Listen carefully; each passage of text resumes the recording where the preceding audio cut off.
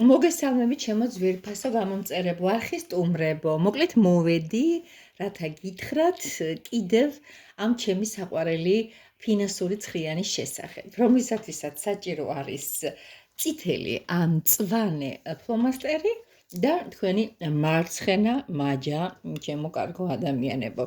აი, კიდევ ერთხელ ვიტყვი და იმასაც დავძენ მანამ სანამ მოკლედ ამას გავაკეთებდე.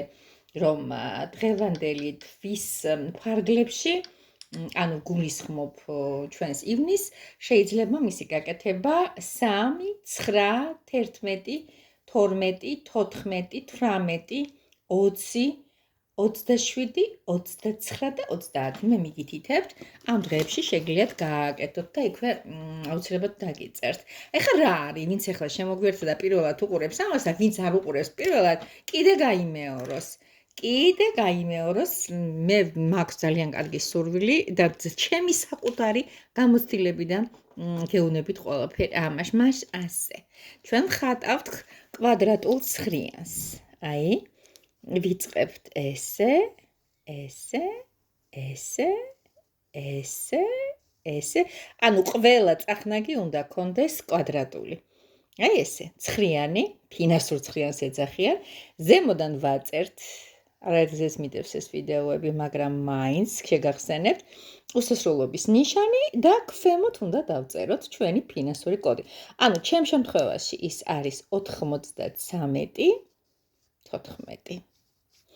არ ვიცი თქვენ შემთხვევაში რა არის, მაგრამ ზუსტად ვიცი რომ მაგრად მუშაობს.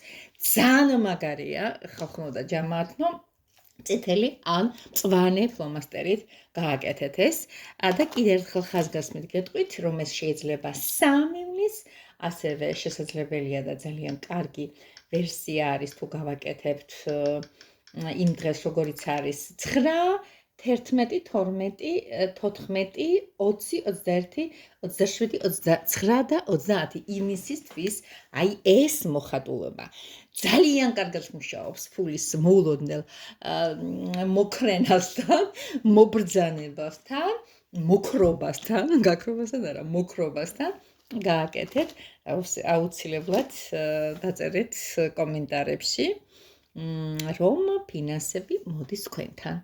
კი ბატონო.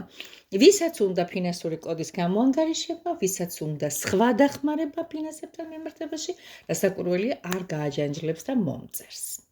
იცის როგორ და სად და რა ვითარებაში. ტაროზე კონსულტაციაც ამო მისამართზე